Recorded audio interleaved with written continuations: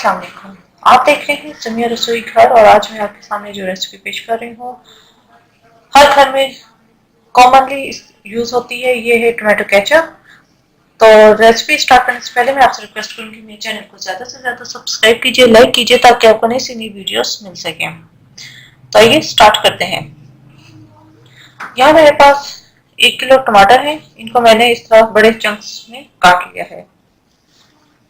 इसके अलावा half cup मेरे पास सिरका है, हाफ कप चीनी, आप कम ज्यादा कर सकते हैं, हाफ टी स्पून नमक, हाफ टी स्पून ही इसके अंदर रेड चिली पाउडर जाएगा। इसके अलावा साबुत स्पाइसेस हैं, छोटी सी एक प्याज, छोटी एक प्याज से उसका मैंने पाउडर ले लिया है, थोड़ा सा अदरक, हाफ इंच का टुकड़ा आप ले लीजिए, 2-3 क्लोव्स काट लिया है, एक दालचीनी और थोड़ी सी काली मिर्चें। एक पॉट लिया है मैंने, इसके अंदर मैं टमाटर डाल दूंगी। इसके अंदर हम पानी नहीं डालेंगे बल्कि इसी टमाटर के पानी में ही इसे हम पकाएंगे।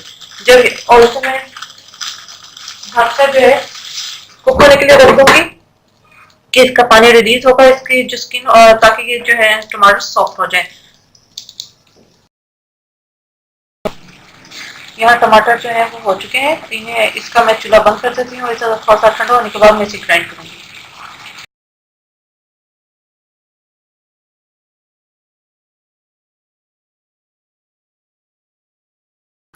ये ग्राइंड हो गया है, इसे अब एक स्ट्रेनर से मैं छान लूंगी। इस स्ट्रेनर में मैं अच्छी तरह से जो है छान लेंगे ताकि जो इसका जो थोड़ा बहुत बीज है वो भी स्ट्रेनर के अंदर आ जाए।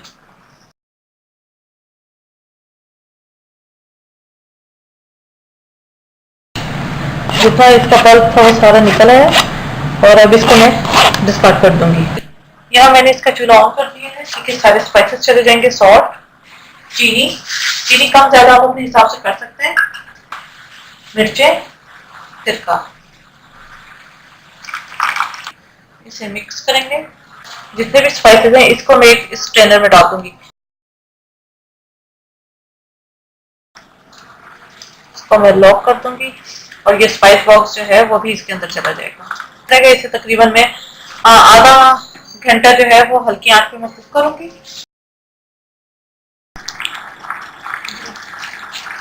तो देखें ये अभी कुक हो रहा है, इसे 15-20 मिनट हुए अभी कुक हुए। अभी कितनी थिन है, तो अभी ये मजीद 15 से 20 मिनट और कुक होगा। केचप जो है वो देखें 15-20 मिनट और लगे हैं, कितनी थिक हो गई है। यहाँ पर ये स्पाइस पैक जो है वो मैं निकाल दूंगी इसको। कि आपने कोई भी बाउल लेना है या प्लेट ले लें, केचप डालें, और अगर तो वो इस तरह, अब ये देखें ये थोड़ी सी गिर रही है, इसका मतलब ये अभी थोड़ी मजीद और पकेगी। तो 1-2 मिनट हम इसे और कुक करेंगे। जी आप ये देख सकते हैं 1-2 मिनट मैंने इसे और कुक किया है, ये मजीद और थिक हो गई है। यहाँ पे जो मैंने पहले दिखाई थी वो इस कंडीशन में थी, अब जो मैं साइड पे ही, ताकि आपको अंदाजा हो जाए, ये डालें और ये देखें वो इस तरह फ्लो नहीं हुई जिस तरह पहले वाली हुई थी। तो यहाँ पर ये तैयार हो चुकी है, इसका मैं चूल्हा बंद कर दूंगी। तो फायदा ये है क्योंकि इसमें हमने कोई प्रिजर्वेटिव नहीं डाला हुआ, तो आप इसे फ्रीजर में रख दीजिए। जब बॉक्स बना में डालकर इसे फ्रीजर में रख दीजिए, ये आप बहुत आराम से काफी अर्से चला सकते हैं, ये खराब नहीं होगी। यहाँ मैं इसे एक बाउल में निकाल देती हूँ। सकते हैं एक किस तरह गिर रही है।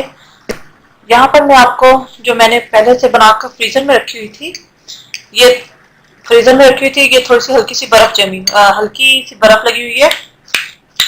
जो है ये 10-15 मिनट, 10 मिनट भी बाहर रहेगी, ये अपनी असली हालत में आ जाएगी। तो ये है फ्रीजर वाली जो मैंने पहले बनाकर रखी हुई थी, इसका भी मैंने दिखा दिया कि फ्रीज होकर इसकी लुक कैसी आएगी। और ये जो मैंने अब ताज़ी बनाई है, तो उम्मीद है आपको आज की रेसिपी पसंद आई होगी।